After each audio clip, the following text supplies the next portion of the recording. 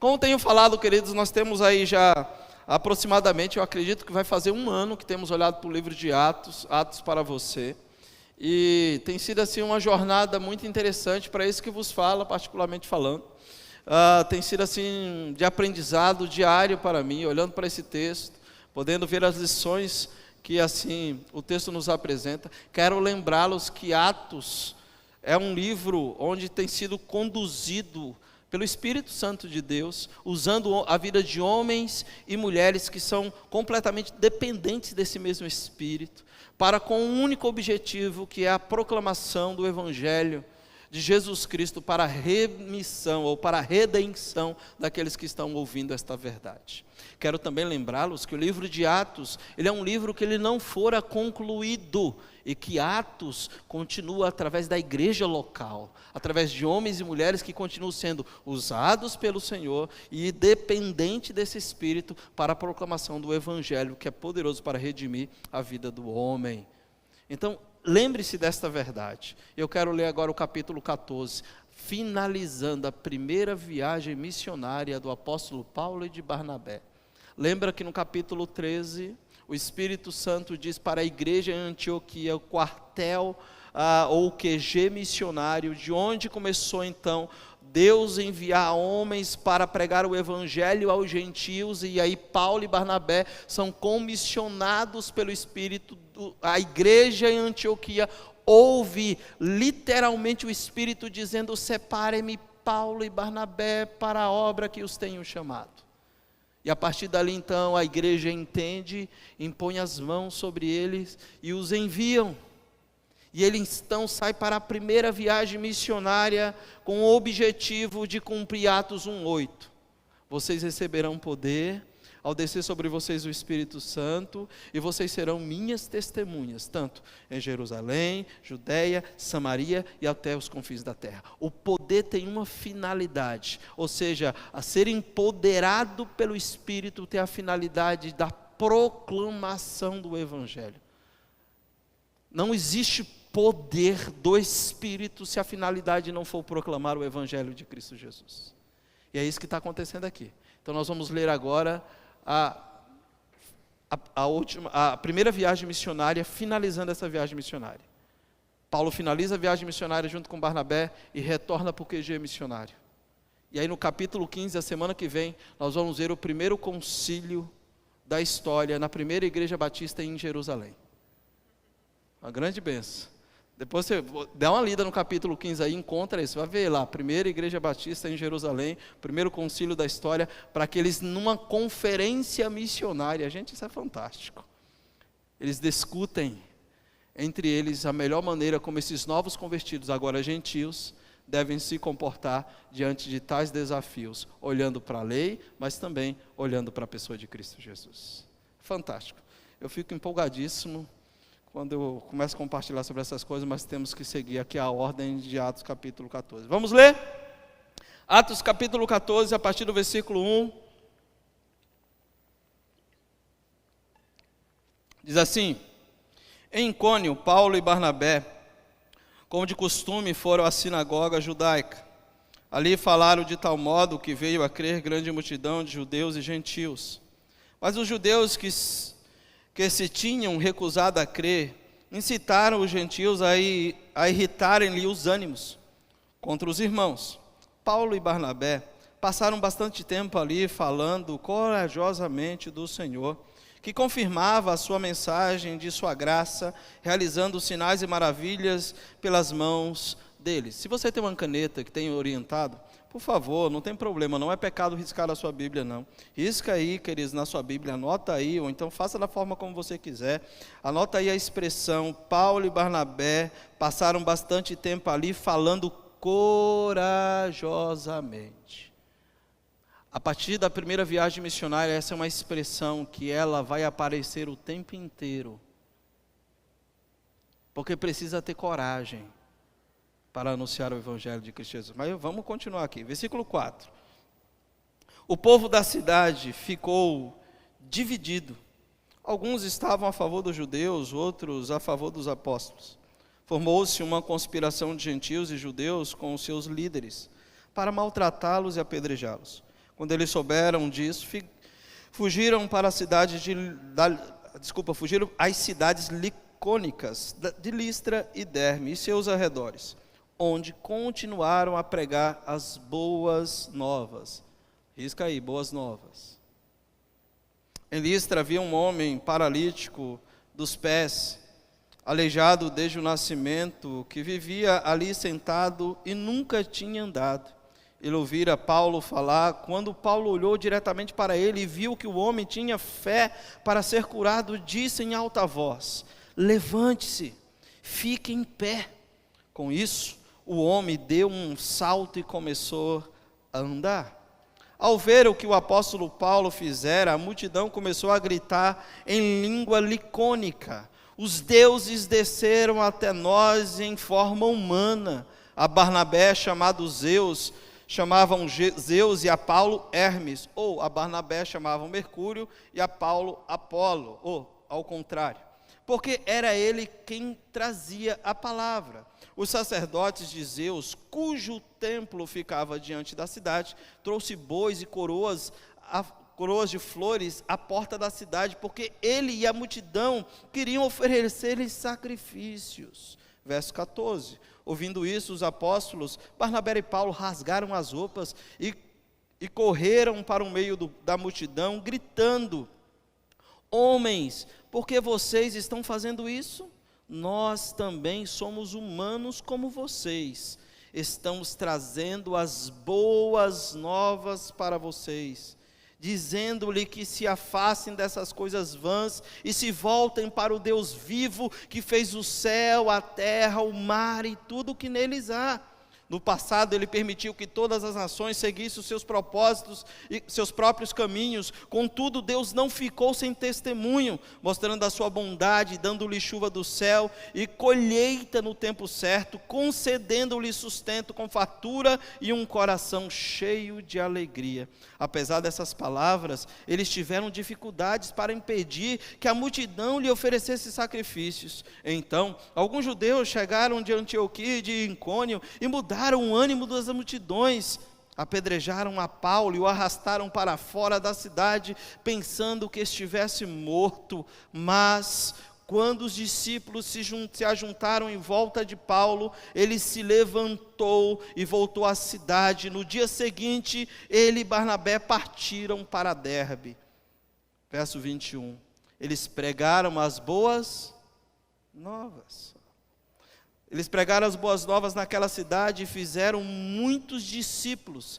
Então, voltaram para Listra, Icônio e Antioquia, fortalecendo os discípulos e encorajando-os a permanecer na fé, dizendo: é necessário que passemos por muitas tribulações para entrarmos no reino de Deus. Paulo, Barnabé designaram presbíteros em cada igreja. Tendo orado e jejuado, eles os encomendaram ao Senhor, em quem haviam confiado. Passando pela Pisídia, chegaram a Panfilha, e tendo pregado a palavra em Perge, desceram para Atalia. De Atalia navegaram de volta a Antioquia, onde tinham sido recomendados a graça de Deus para a missão que agora haviam completado. Chegando ali, reuniram a igreja e relataram tudo o que Deus tinha feito por intermédio deles e como abrir a porta da fé aos gentios. E ficaram ali muito tempo com os discípulos. Que leitura gostosa e maravilhosa. Está aqui a finalização da primeira viagem missionária do apóstolo Paulo. E não poderia ser diferente. A primeira viagem finaliza-se no capítulo 14, da seguinte forma: Paulo e Barnabé descendo para a região da Galácia e pregando o evangelho em 3 cidades, como Icônio, Listra e Derbe. E estas 3 cidades foram impactadas pela mensagem do evangelho, pelas boas novas do evangelho. Vidas ouviram a mensagem na pessoa do Salvador, que era Cristo, o Redentor da vida deles. Depois que Paulo, no capítulo 13, como lemos aí nas semanas anteriores, fora perseguido por pregar este evangelho, a gente vê aqui no capítulo 14 acontecendo as mesmas coisas. A gente vê anteriormente que Paulo e Barnabé foram expulsos da cidade de Antioquia, porém eles não voltaram para o QG missionário, porque eles tinham um compromisso, eles tinham uma função, eles tinham uma missão, que era pregar o Evangelho. Então eles deram continuidade à viagem missionária, descendo para a Ásia Menor, para uma cidade chamada Icônio. Veja que no capítulo anterior, nós concluímos a semana passada, e nós lemos da seguinte forma, capítulo 13, versículo 49 ao versículo 51, que diz assim: a palavra do Senhor se espalhava por toda a região, mas os judeus incitaram as mulheres piedosas, de elevado respeito ou de posição, e os principais da cidade, e provocando perseguição contra Paulo e Barnabé, os expulsaram do seu território, e estes, sacudindo o pó dos seus pés em protesto contra ele.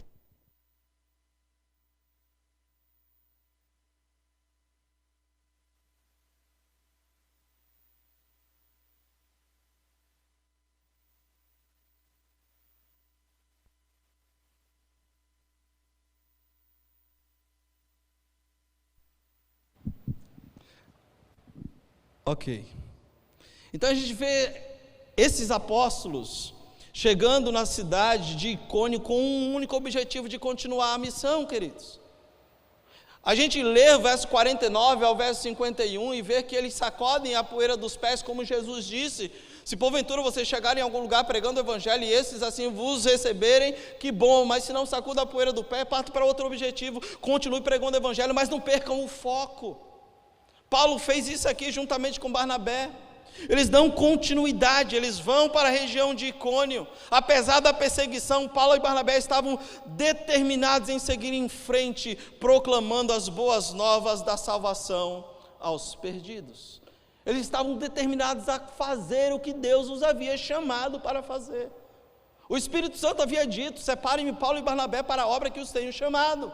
E eles não poderiam retornar, apesar da perseguição, apesar da angústia, eles não poderiam voltar atrás. E é fato isso que vai acontecer aqui. Então, qual é a mensagem central do texto em que nós acabamos de ler? Essa é a mensagem central. Como cristãos, é necessário que tenhamos coragem para levar as boas novas de salvação aos perdidos, não desistindo da missão. É necessário que tenhamos coragem para continuar a missão pela qual Deus nos chamou, e chamou a igreja, todos nós, discípulos de Cristo Jesus, com um objetivo: de fazer discípulo em todas as nações, proclamando as boas novas do Evangelho aos perdidos. E Paulo fez isso aqui dentro desse contexto.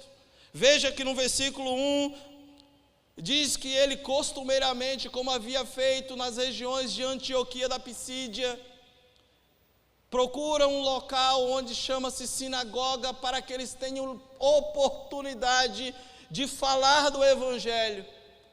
As sinagogas judaicas, queridos, eram uma sinagoga onde as pessoas eram bem-vindas.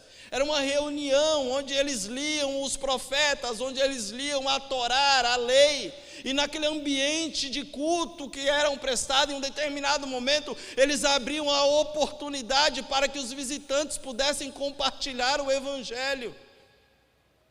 E quando os visitantes tinham a oportunidade de compartilhar o Evangelho de Cristo Jesus, eles pregavam, e Paulo estava ali usando a mesma estratégia. Veja o versículo 1, em Icônio, Paulo e Barnabé, como de costume, foram à sinagoga judaica, e ali de tal modo falaram do Evangelho, e muitos vieram a crer, tanto gentios como judeus.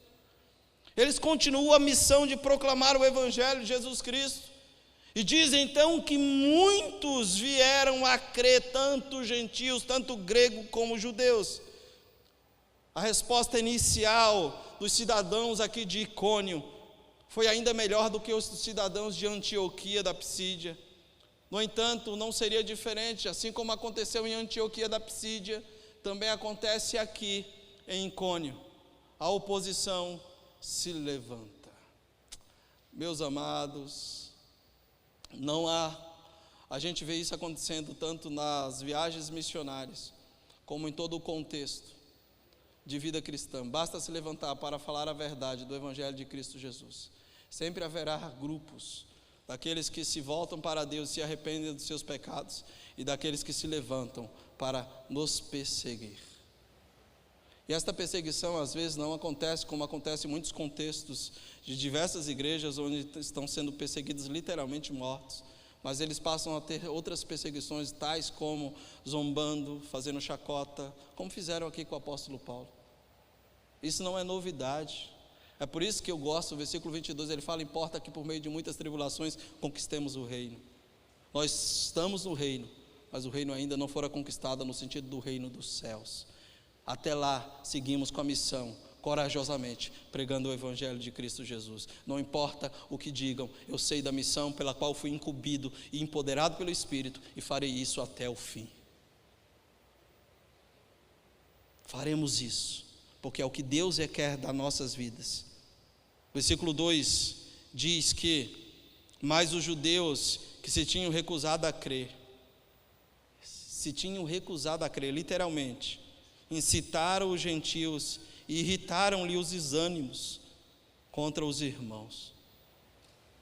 Esse grupo já tinha feito isso.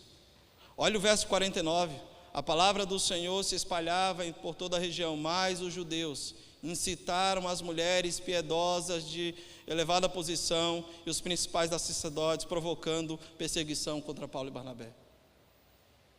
Aconteceu em Antioquia da Pisídia, está acontecendo em Icônio novamente.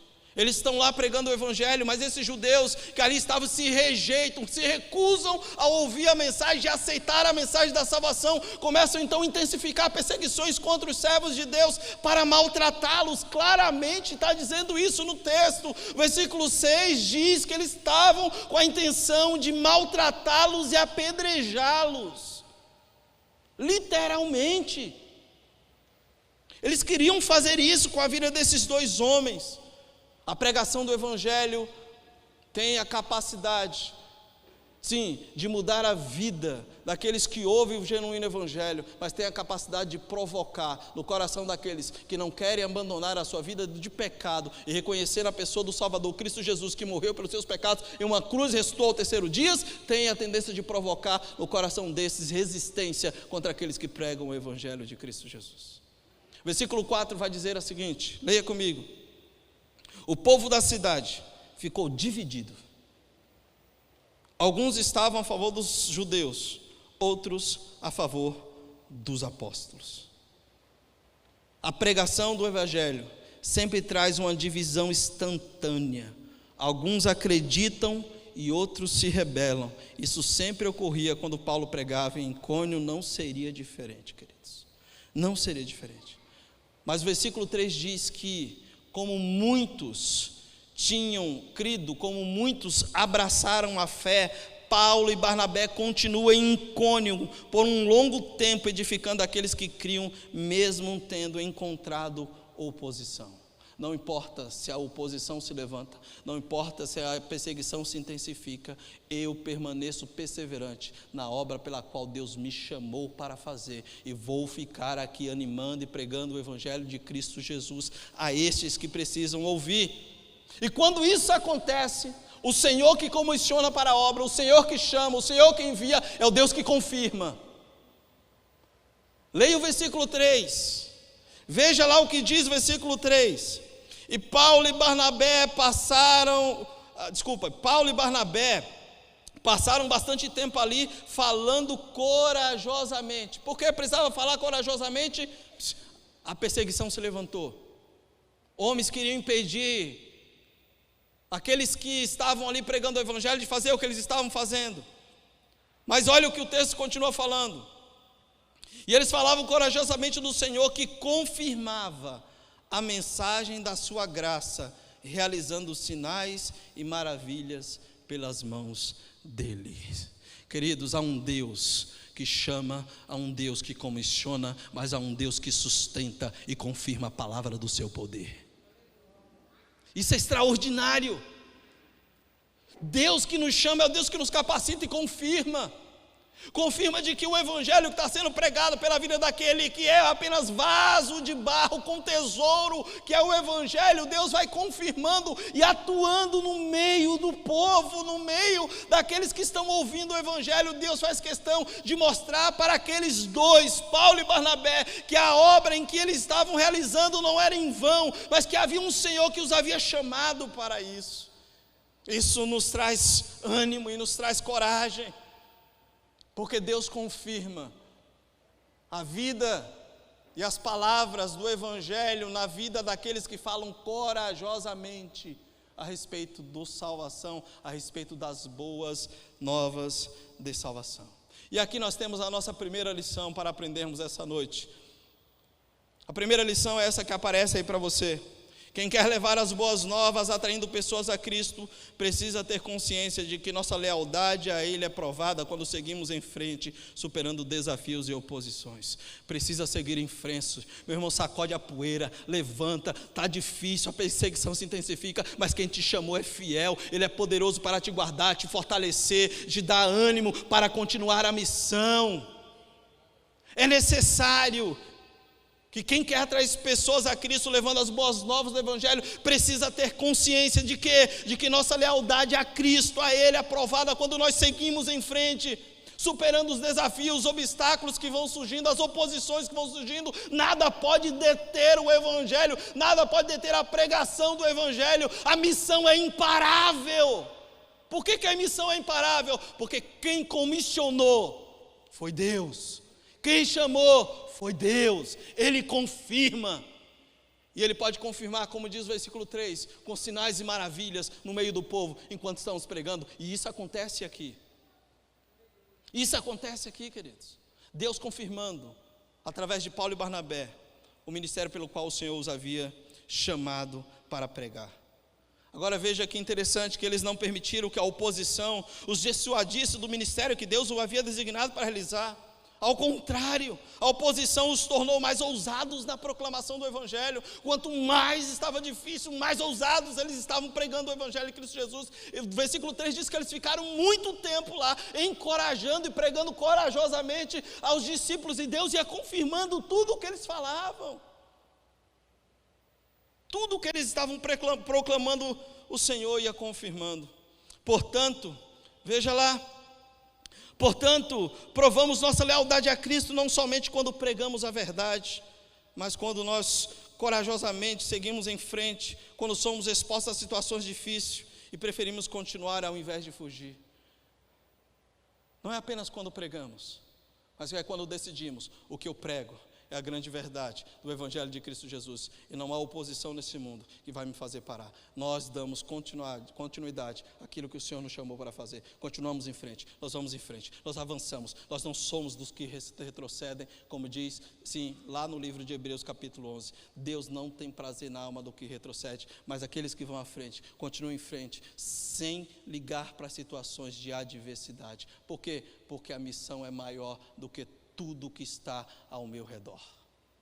A missão é maior.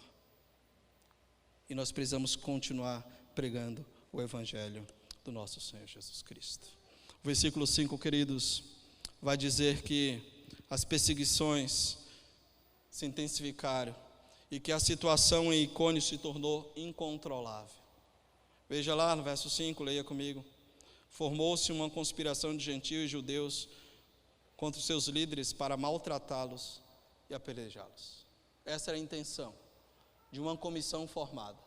Nós vamos maltratar e apedrejar esses dois que estão pregando o evangelho. Diz que Paulo e Barnabé souberam dessa conspiração. Provavelmente Timóteo era dessa região aqui. Timóteo ficava ali entre Icônio e Listra. Listra era um povoado, um pequeno povoado agrícola, que ficava em uma importante rota comercial. É a partir daqui que Timóteo entra em cena, e no capítulo 16, na segunda viagem missionária, Paulo então faz questão de levar Timóteo consigo. E Silas. A gente vai perceber essa ação de Deus. Então provavelmente Paulo aqui tem informação de Timóteo. E aí no versículo 6 diz assim: Quando eles souberam disso, fugiram para as cidades licônicas, Listra, Derbe e seus arredores. Pastor, você não diz que para pregar o evangelho tem que ter coragem e precisa superar os desafios e as oposições e seguir em frente? Paulo fugiu por quê? Deus soberanamente trabalhou na história. E Paulo, junto com Barnabé, decide sair da região de Icônio e ir para a região licônica, onde havia 2 cidades, Listra e Derbe. Mas eles não fugiram, eles seguiram o mesmo processo do que aconteceu em Antioquia da Pisídia. A perseguição se levantou, eles pregaram o evangelho, viram que o tempo da pregação do evangelho ali chegou no momento, e eles partiram para Listra, não como fugitivos, mas como missionários. Veja o versículo 7. O versículo 7 diz assim: onde continuaram a pregar as boas novas. A perseguição não impediu de que esses homens diminuísse o vigor da proclamação da palavra. Em Listra eles continuaram da mesma forma. E qual é o objetivo? O pecador perdido precisa ouvir as boas novas da salvação. Então em Listra, quando eles chegam na cidade de Listra, eles começam a pregar o evangelho. Só que agora tem um adendo aqui que eu quero fazer você pensar.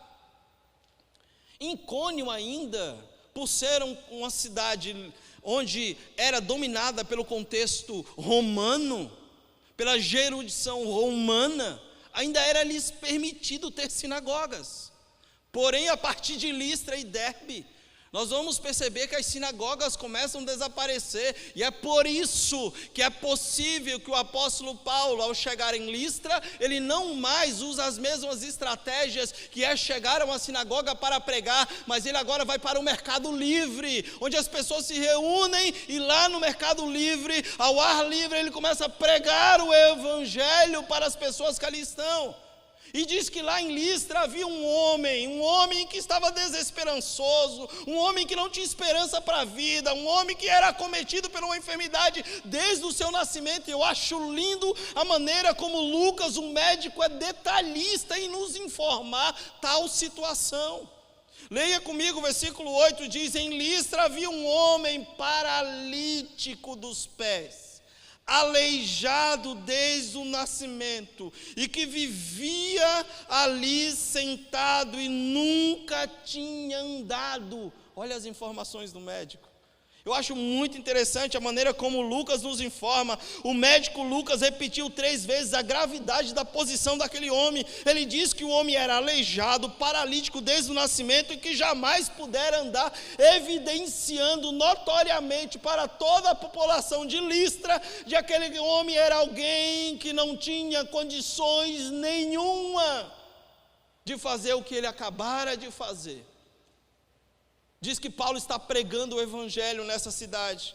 E quando Paulo está pregando o evangelho nessa cidade, queridos, diz que Paulo olha para aquele paralítico, um homem sem esperança, um homem que não tinha andado, um homem que não tinha perspectiva para o futuro. E Paulo vê que ele está prestando atenção. E o contexto da ideia do original é que eles, ao ouvir o que Paulo está falando, ele está crendo.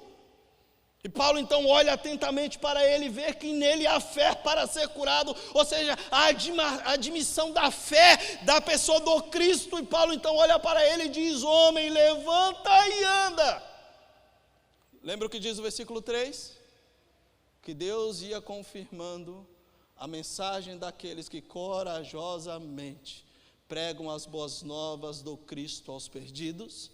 E Paulo, ele avança pregando as boas novas do Cristo ao perdido, e agora em Listra, Deus, ele vai operando sinais e maravilhas. Paulo olha para aquele homem e diz: levanta, e Deus opera, e aquele homem diz que dá um salto, pula, ao ponto da população de Listra olhar para aquela situação e dizer: o que é isso?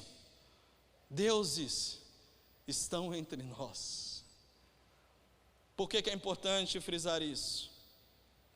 Aquele povo era completamente gentil, ou pagão, que não tinha conhecimento de Deus, muito menos da lei e dos profetas. Era uma cidade grega, onde no conceito deles, o panteão dos deuses gregos, as divindades gregas, se faziam presente no meio deles.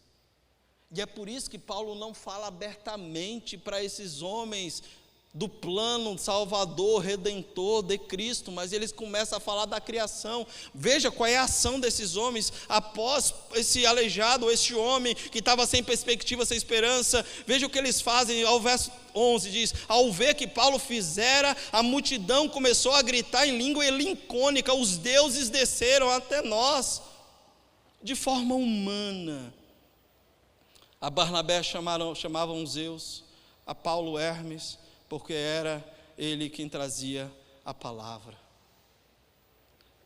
Havia uma lenda, queridos, na cidade de Listra, em que os deuses Zeus e Hermes haviam visitado a região de Listra. Eles foram de porta em porta, mas ninguém os convidou a entrar. Então, finalmente, chegaram a casa, uma casa simples de um casal pobre que os acolheu, os alimentou e os hospedou, sem saber que eram deuses, por causa de do jeito gentil e da hospitalidade pelas quais eles foram recebidos. Os dois deuses transformaram a casa daquele pobre casal em um templo com telhado dourado, mas destruíram as pessoas egoístas que recusaram a acolhê-los e adorá-los. Havia essa lenda na cidade de Listra. É por isso que no versículo 13, diz que os sacerdotes de Zeus, cujo templo ficava diante da cidade, trouxeram bois, coroas de flores, à porta da cidade, porque ele e a multidão queriam oferecer-lhes sacrifícios. A fala da multidão é: deuses estão entre nós. No passado, a nossa história relata a um conto que nos é passado oralmente pelos nossos pais, que os deuses panteões desceram entre nós, eles, Zeus e Hermes, e eles então não tiveram acesso às nossas habitações, então eles destruíram todos aqueles que egoisticamente não os receberam. Temendo a tais circunstâncias, eles então queriam sacrificar e adorar aqueles dois homens, os dois apóstolos, Paulo e Barnabé, que foi com muito esforço que eles os impediram. É muito interessante, quando a multidão viu o paralítico curado, eles concluíram que Paulo e Barnabé eram, na verdade, deuses, Zeus e Hermes, ou Mercúrio e Júpiter. O povo de Listra não queria cometer o mesmo erro. Eles não queriam pegar o mesmo caminho. E por isso queriam adorar o apóstolo Paulo. E a partir daqui, queridos, eu acho que acontece algo extraordinário. Deixa eu abrir um parênteses. Tem muita gente no tempo de hoje que está recebendo adoração, que entra para ver quantas curtidas teve no vídeo que ele falou, para ver quantos aplausos, se eles diminuíram ou não. Nós temos alguns bezerrinhos gospels no nosso meio, desculpa, mas eu preciso falar, que são adorados por muitos de nós, sem perceber. A postura de Paulo e Barnabé nos ensina de que o único digno de adoração é Deus. Paulo e Barnabé se esforçam para impedir de que tal coisa acontecesse, mesmo diante dos fatos culturais que aquela cidade de Listra vivia. Que há uma história entre eles que deuses os visitaram, e de que agora eles querem adorar esses dois. E eu quero mostrar para você a maneira como Paulo e Barnabé pregam o Evangelho, porque pregar o Evangelho é olhar para toda a Escritura. O plano de redenção começa em Gênesis, gente. O plano de redenção começa em Gênesis. Após o pecado, Deus planeja a redenção da humanidade. Gênesis capítulo 3, versículo 15, nós chamamos de proto-evangelho.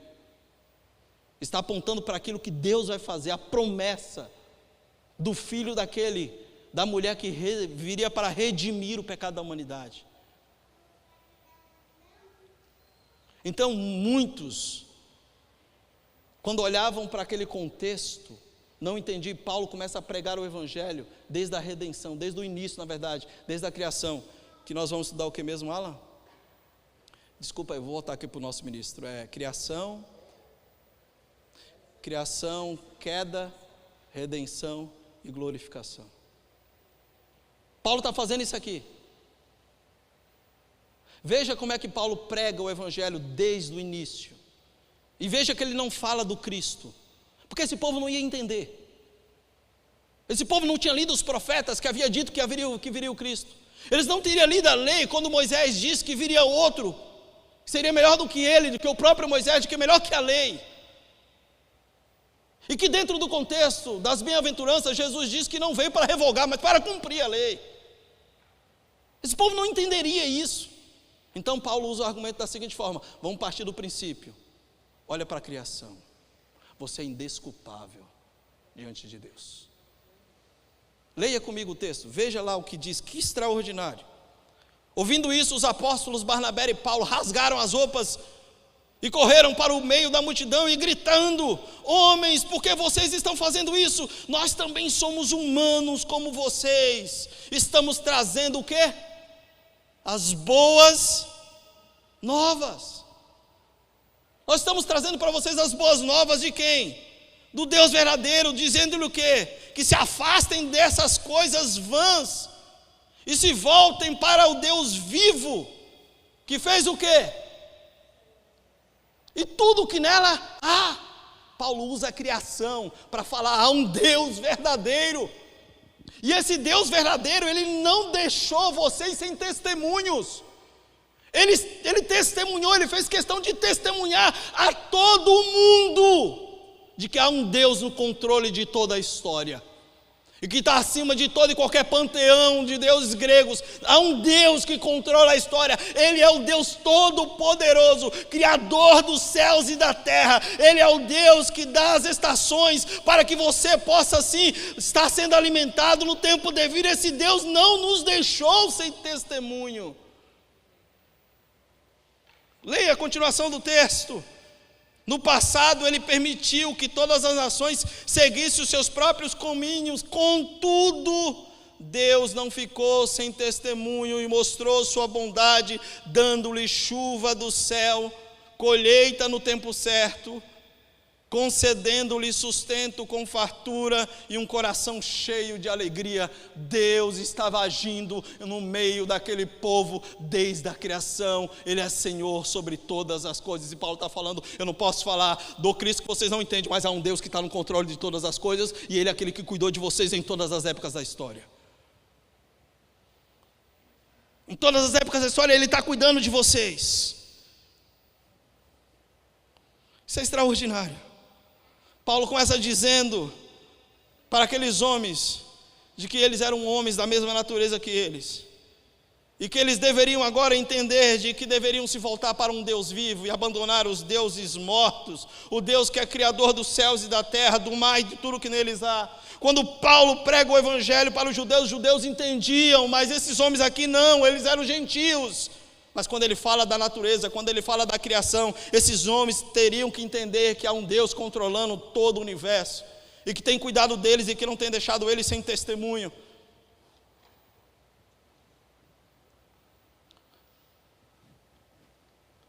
Paulo explica que as gerações passadas, que Deus não, mesmo sabendo que eles estavam vivendo da forma que desagradava a Deus, Deus deixou que eles seguissem seus próprios caminhos, mas em sua paciência Deus não os destruiu em seus pecados, embora não tivesse revelado para eles a Escritura, e sim para os judeus naquela ocasião. Há um termo que nós usamos quando falamos sobre isso no contexto da teologia, em especial no contexto da teologia sistemática, que nós chamamos isso aqui de revelação. De que maneira Deus se revela ao homem. E há dois termos. Nós falamos que Deus se revela ao homem de forma específica e geral.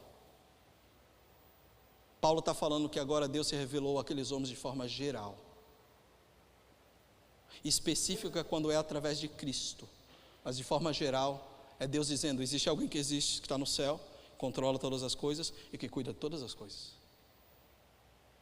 Paulo fala isso quando ele admoesta a igreja em Roma, no capítulo 1 aos Romanos, que ele vai falar que Deus então os entregou às suas próprias paixões, porque ao invés de adorar o Criador, adorar a criatura.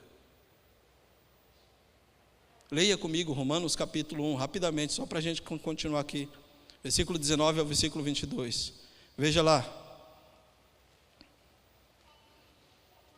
Você vê que aqui no capítulo 14, Paulo diz que Deus enviou chuvas, Deus enviou as estações frutíferas, satisfazendo os corações e alimentando aqueles homens, dando-lhe alegria. Deus está dizendo, eu não estou deixando vocês sem testemunho, eu estou falando que existe um Deus. Então, através da criação, cada pessoa deve saber que existe um Deus todo-poderoso, Criador dos céus e da terra, e que devemos prestar contas a Ele. Toda a humanidade é indesculpável. E Paulo, no capítulo 1 de Romanos, a partir do versículo 19, diz: pois o Deus que se pôde conhecer é manifesto entre eles, porque Deus lhes manifestou. Pois desde a criação do mundo, os atributos invisíveis de Deus, seu eterno poder e sua natureza divina têm sido vistos claramente, sendo compreendido por meio das coisas criadas, de forma que tais homens são indesculpáveis, porque tendo conhecido a Deus, não glorificaram como Deus, e nem lhe renderam graças, mas os seus pensamentos tornaram-se fúteis em seus corações, insensatos e obscurecidos, dizendo-se sábios e tornaram-se loucos, e trocaram a glória do Deus imortal por imagens feitas segundo a semelhança de homens mortal, bem como de pássaros, quadrúpedes e répteis. Paulo diz, Deus se revelou e tem se revelado desde a criação a toda a humanidade. E toda a humanidade, ela é indesculpável diante de Deus. Porém, queridos, o testemunho da criação é suficiente para condenar as pessoas por sua rebelião contra Deus, mas não é suficiente para salvá-los. E a partir daqui, o apóstolo Paulo fala para aqueles homens que existe um plano redentivo. E é isso que é interessante. Para sermos salvos, as pessoas precisam ouvir o Evangelho, que fala da provisão de Deus, de um Salvador, Jesus Cristo. E esse Jesus Cristo, Ele oferece perdão dos pecados, Ele oferece vida eterna a todos que depositam nele a sua confiança. Paulo está falando assim, olha, Deus se revelou e está mostrando através de tudo que Ele criou que vocês são indesculpáveis, mas isso é apenas para dizer que vocês não têm como dizer que não existe um Deus, mas isso os condena, isso não os salva. Mas o plano de Deus, o plano redentor dele era enviar o seu Filho desde o princípio da criação para salvá-los dos vossos pecados, salvá-los daquilo que os condena, que os leva para distante dele. Queridos, precisamos pregar o Evangelho de Jesus. Precisamos pregar o Evangelho e dizer para as pessoas que elas precisam se voltar para Deus, a um Salvador, a uma provisão. Deus não nos deixou sem testemunha. E precisamos continuar pregando o Evangelho, e aqui está a nossa segunda lição. Quem quer levar as boas novas atraindo pessoas a Cristo, precisa afirmar sua força não em si mesmo, mas no fato de que é Deus que vai fazer a obra. É Deus quem faz, irmãos. Deus está fazendo. E Paulo está ali apenas para pregar. Se a gente quer atrair pessoas a Cristo, nós precisamos firmar a nossa força não em nós mesmos, mas no fato de quem é Deus quem vai fazer. Ele é quem vai estar atuando no meio do povo. Ele é aquele que diz para Paulo que confirmaria a sua palavra. Ele é aquele que levanta o paralítico. Ele é aquele que manda a chuva às estações. Ele é aquele que provê o necessário. Ele é aquele que se revela especificamente no transcorrer da história. O autor de Hebreus diz que de forma progressiva, então, Deus vai se revelando ao homem até a pessoa do Cristo ser manifesto e revelado a toda a criação. E a partir dele, do Cristo, que toda a criação ou todo ser humano deve ser salvo. E essa deve ser a nossa mensagem, confiando no que Deus irá fazer, não naquilo que nós podemos fazer. Saber que Deus está agindo em favor da sua obra é verdadeiro motivo para que Paulo fosse corajoso e continuasse a pregar a mensagem do Evangelho. A fala de Gamaliel, que aconselhou os principais líderes religiosos que estavam executando perseguição contra os apóstolos no início da igreja primitiva, ela é verdadeira também para o contexto da primeira viagem missionária. Gamaliel disse para aqueles líderes religiosos: olha, homens, se essa obra vem de homens, ela passará, mas se é Deus que está fazendo isso, vocês não poderão destruí-los. Quem comissiona é Deus, essa obra é dele. E não importa o tempo, a época, a ocasião, ninguém é capaz de destruir a mensagem do Evangelho levado por um povo que é cheio do Espírito Santo de Deus. Ninguém, não importa o decorrer da história, não importa. Falava com o pastor Calil, e o pastor Calil relatava para mim a respeito da igreja síria, lá em Alepo. Aquela igreja síria lá em Alepo, queridos, vocês conhecem o contexto depois que o grupo ISIS se levantou e começou a intensificar as perseguições contra muitos cristãos da Síria. Muitos deles fugiram, alguns deles vieram para o Brasil, mas alguns dos cristãos lá em Alepo não conseguiram fugir, juntamente com o pastor da igreja, e ficou naquele lugar cercado e bomba caindo para todos os lados. Mas sabe o que aconteceu? Aqueles que ficaram impossibilitados de sair de Alepo continuaram indo para a igreja, mesmo caindo bomba, adorando a Deus. Os vizinhos que também não conseguiram sair de Alepo, começaram a ir para a igreja, a procurar a liderança da igreja, perguntando se eles poderiam ajudá-los de alguma forma. A igreja entra em contato com algumas agências missionárias e começa a dizer: nós temos alguns vizinhos que são muçulmanos que estão nos procurando e eles estão precisando de auxílio, tanto auxílio de comida como de outras coisas também. Nós como igreja aqui não temos condições nenhuma. Então essa igreja começou a ser ajudada por diversas outras igrejas, por diversas outras agências, e aqueles homens, aqueles vizinhos começaram a ser assistidos, e eles começaram então a olhar para aquela igreja com outro olhar, ouvindo o plano de salvação. E o Calil está falando que estão lá em Alepo, mesmo em meio a tanta guerra, pessoas e mais pessoas se rendendo ao Salvador. Ele continua sendo o Senhor da história. O Evangelho não para, mas aquele que é corajoso permanece. Nós vamos continuar pregando, não importa, porque quem faz a obra é Ele. Ficaram lá homens, líderes naquela igreja, mesmo em um país em guerra, pregando o Evangelho, e agora Deus começa a movimentar pessoas para ir até a igreja em Alepo, para que agora comece a ouvir o Evangelho de Jesus Cristo. Queridos, isso deve nos encorajar. Talvez hoje à noite tenha sido uma mensagem mais de informações para você, mas eu quero dizer para você que é necessário que tenhamos coragem para continuar. Nós estamos em um país livre, que nos dá a possibilidade de pregar o Evangelho. Pregue e fale de Jesus.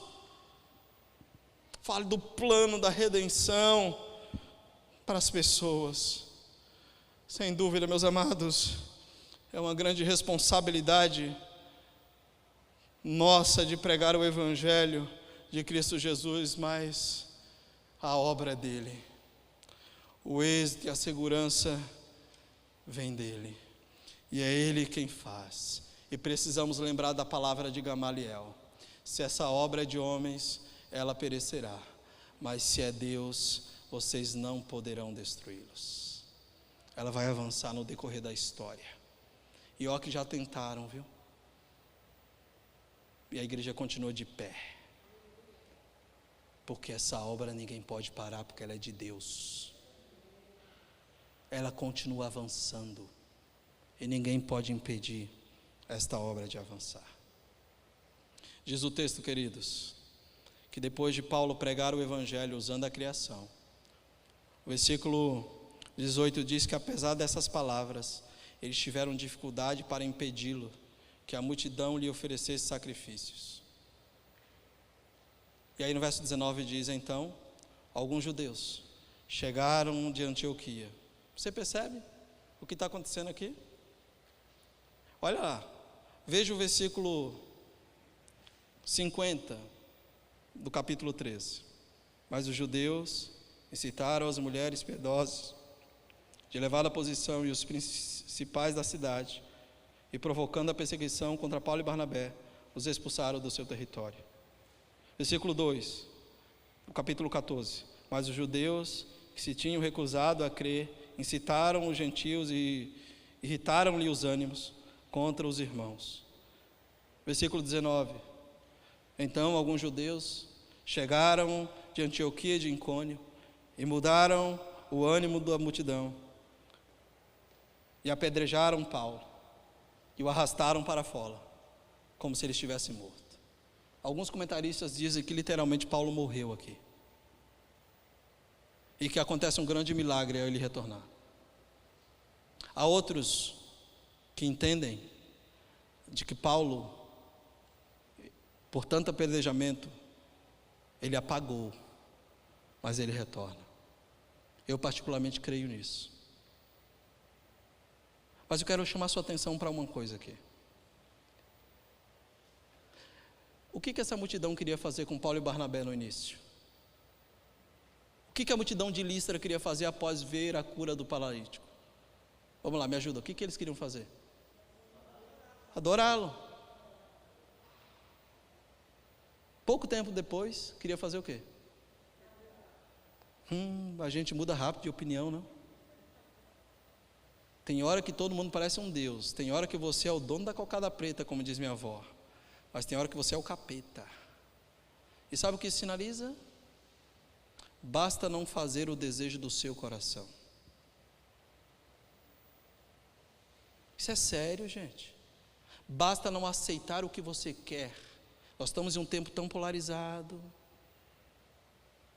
onde apenas uma discordância de um ponto de vista cria-se uma situação tão grande.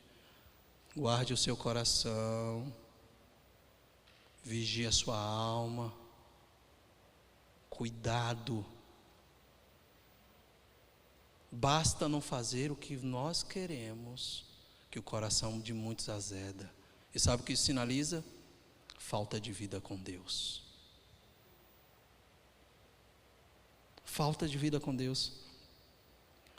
Depois de apedrejarem o apóstolo Paulo e os levarem para fora da cidade, eles entraram novamente, mas eu acho extraordinária a postura de Paulo. Versículo 20 diz que os discípulos se reúnem em volta de Paulo, tendo-o como morto.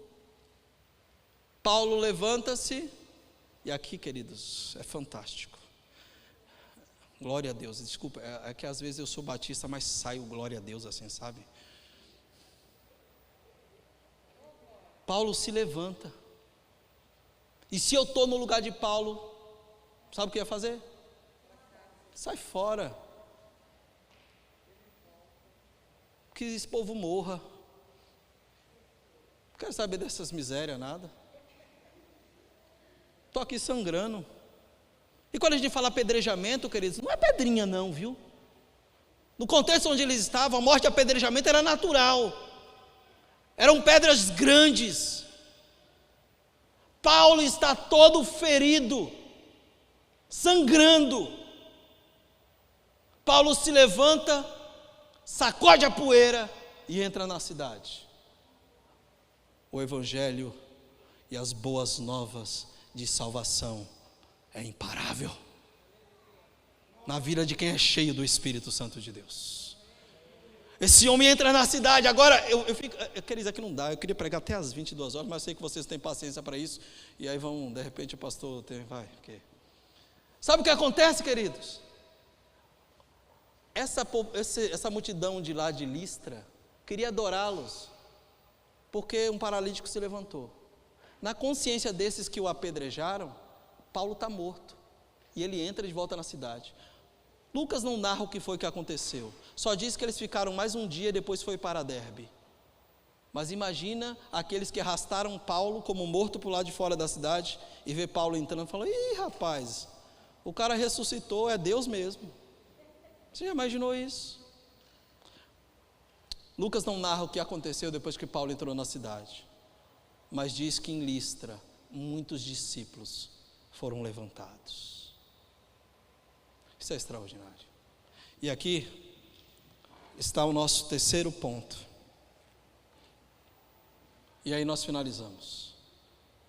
Quem quer levar as boas novas atraindo pessoas a Cristo, precisa ter a disposição de continuar sempre, independente das pedradas, independente da perseguição, independente das calúnias, independente do sofrimento, porque a minha vida não importa mais, eu vivo para aquele que me chamou, a minha vida é dele. Sabe por que Paulo escreve à igreja de Roma, ou de Roma não, da Galácia, no capítulo 6, e fala assim, ó, vocês líderes religiosos aí, ninguém me moleste, ninguém zombem da pregação do evangelho que isso aqui vos traz, porque eu trago no meu corpo as marcas de Cristo. Meus irmãos, quem quer levar as boas novas atraindo pessoas a Cristo precisa ter a disposição de continuar sempre. Vai ter momento que vai estar difícil, vai ter momento que você vai estar chorando, vai ter momento que está doendo, mas não importa. O tesouro que está dentro do vaso de barro é maior do que as minhas dores, é maior do que as minhas lutas, do que os meus sofrimentos, porque pessoas precisam ouvir de Jesus Cristo, e eu não tenho tempo a perder, eu não tenho tempo para parar, eu devo continuar a pregação do Evangelho. Queridos, Deus me deu cada privilégio, e assim eu louvo ao Senhor por isso, de ver algumas igrejas, alguma comunidade no contexto haitiano, que não tinha templo, eles se reuniam no meio da rua, e Deus me deu a oportunidade de ir em uma dessas igrejas e falar com eles, e na hora do culto que a gente está falando, tem que parar o culto para tirar as cadeiras para os carros passarem, mas não importava a condição daqueles irmãos. Estávamos em um lugar adorando a Deus, onde o telhado da igreja tinha sido levado pelo furacão Mateus, e o piso era batido de chão, e estavam ali os irmãos sentados no chão, e começou a garoar, e ninguém arredou o pé dali. A pregação do evangelho é imparável, e a condição não importa, porque a mensagem tem valor. A mensagem tem valor, irmãos. Pregue. O Deus que te chamou, o Deus que te comissionou, o Deus que nos chamou, é o Deus que confirma, é o Deus que cuida. Só que às vezes vai doer, mas não é aqui. A maior herança é a eternidade. É lá, nós estamos com os olhos aqui, é lá, irmãos. Nós cantamos aqui, é para lá que nós vamos, é Maranata, a hora vem Senhor Jesus, meus olhos estão voltados para Ele, Ele é o meu Senhor, é Ele que eu adoro, eu vivo para Ele, minha vida é dEle. Não importa. Paulo vai dizer para aqueles irmãos, depois de voltar para a cidade, passa mais um dia com eles, aí depois vai para Derbe. Derbe também é impactada. É interessante que Lucas não narra o que acontece em Derbe, só diz que Paulo chega em Derbe, prega o evangelho e depois sai de Derbe, mas diz que em Derbe levantou-se uma grande multidão de discípulos também, porque no capítulo 20 de Atos, diz que na terceira viagem missionária, a igreja em Derbe envia Gaio para levantar as ofertas para as igrejas da Judeia. Ali em Derbe também levantou-se uma grande multidão. Onde os missionários chegaram, as cidades foram impactadas pelo evangelho da salvação, seja Icônio, seja Listra, ou seja Derbe, não importa onde você esteja, o Senhor é poderoso para mudar a realidade da situação onde você está vivendo, das pessoas onde você tem contato. Deus é poderoso, abra sua boca, pregue o evangelho. Pregue o evangelho. Eu quero só ler, porque não tenho tempo. Há um ditado, queridos, popular que diz assim: gato escaldado. Já ouviu aquele outro que diz assim: cachorro que é mordido por cobra Nunca vi esse ditado popular? Rapaz, acho que é só lá em Capim Grosso. Cachorro que é mordido por cobra tem medo de linguiça. O que isso quer dizer? Qual é a ideia desses dois ditados populares? A ideia é que se sofremos com alguma coisa, temos a tendência de evitar qualquer coisa que se aproxime daquilo que nos faz sofrer. Se nós sofremos por alguma coisa, nós evitamos. Mas veja o que o apóstolo Paulo faz. Verso 21. Eles pregaram as boas novas naquela cidade e fizeram muitos discípulos, isso em Derbe. Então voltaram para Listra, para Icônio e para Antioquia. Quem ia voltar? Eu? É ruim. Eles cumpriram a missão e voltaram pelas mesmas cidades. E veja o que eles voltaram fazendo. Eles voltaram para as mesmas cidades de Listra, Icônio e Antioquia, onde eles foram perseguidos. Em Listra eles foram apedrejados. E eles voltaram fortalecendo os discípulos, encorajando-os a permanecer fé. Fiquem firmes, não desistam. E qual era o encorajamento? É necessário que passemos por muitas tribulações para entrarmos no reino de Deus. Vocês viram o quanto nós sofremos, mas saiba que o reino será conquistado. Eu não vou concluir não, irmãos. Eu vou fazer isso a semana que vem. Eu não vou conseguir, eu tenho tanta coisa para falar, eu me conheço. Semana que vem a gente conclui. Presta atenção. Paulo volta para as 3 cidades em que ele pregou o evangelho. E ele diz para aqueles discípulos que foram transformados por Deus, os encorajam, dizendo assim: não desanimem, não esmoreçam, a luta vai vir, vão ter dias difíceis, mas tenham coragem. Importa que por meio de muitas lutas e tribulações conquistemos o reino. Paulo está falando o seguinte: não foi aqui a promessa na terra de que ele falou que iria mudar. A promessa é para a eternidade. Enquanto nós estivermos aqui na terra, nós vamos passar por situações difíceis. Esse é o evangelho de Jesus Cristo. Não é aquele evangelho barato e falsificado que diz para você que você não sofre. Isso é mentira. O evangelho de Jesus Cristo é: olha, nesse mundo vocês terão aflições, mas tenham de bom ânimo, eu venci o mundo. Paulo está falando, importa que por meio de muitas tribulações, muitas perseguições, muitas situações difíceis, que conquistemos o reino. Não desanima não, tenha coragem para continuar levando o evangelho. Deixa eu falar uma coisa para vocês e concluo a minha fala. A história já está escrita. E sabe qual é o final para todo cristão? E ele enxugará dos vossos olhos toda lágrima. E lá não haverá mais dor, nem sofrimento, nem angústia e nem tristeza. É o céu. O final já está escrito. Você está entendendo isso? Vai doer sim, irmãos.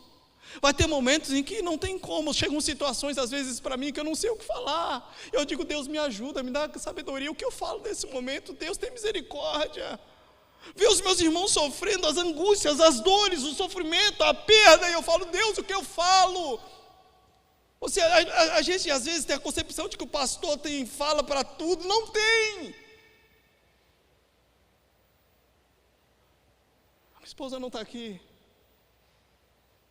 Mas tem vezes que não dá, a gente está chorando. Eu estou falando: Deus, o que eu faço? É luta, é angústia, é dor. Mas aí Deus lembra: continue firme, não perca a fé, continue pregando, Seja corajoso, porque o final está escrito. Enquanto aqui terá lágrima, terá dor sim, mas há uma promessa da eternidade. Meus amados, eu não estou falando que é só isso não.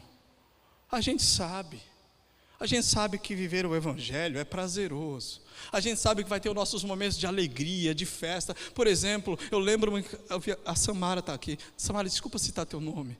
Mas nós participamos de um retiro, e foi a fala da Samara, eu perguntei ali naquele dia, naquela oração de manhã, gente, qual igreja vocês gostariam de ter? A Samara, acho que foi a tua fala, Samara. A Samara falou assim, a igreja do retiro. Deus nos dará momentos privilegiosos, momentos maravilhosos, felizes. Mas a gente sabe que alguns deles são bem intensos. Não desanime. Não desanime. Coragem. Semana que vem a gente conclui, tá bom? Semana que vem a gente vai ver a primeira conferência missionária. Fantástico. Você já participou de alguma conferência missionária? Então você vai ter a primeira conferência missionária da igreja primitiva, retornando os 2 apóstolos com o relatório da primeira viagem missionária. No dia em que a missão acabar, e o Senhor for ler o relatório, o que constará no meu e no seu relatório missionário? Se coloque de pé, vamos concluir. Eu quero orar, eu não posso perder tempo com vocês. Tem mais algo? Eita, hoje eu falei muito. Jesus, tem misericórdia de mim.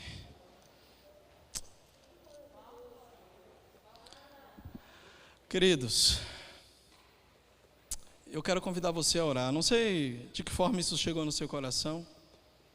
Confesso para você que em alguns momentos aqui, dentro do que escrevi, não fora nada daquilo que escrevi.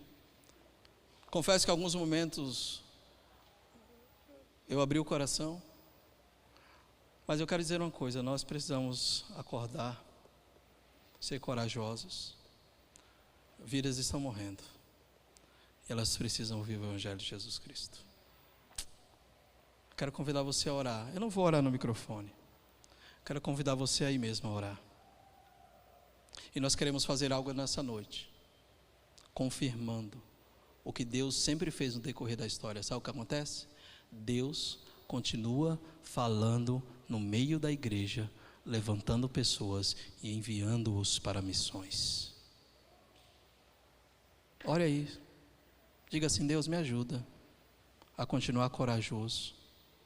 Me ajuda, Senhor, a olhar para tudo aquilo que o Senhor tem me feito viver.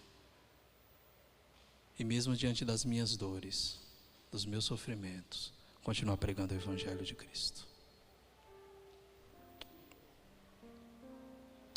Senhor,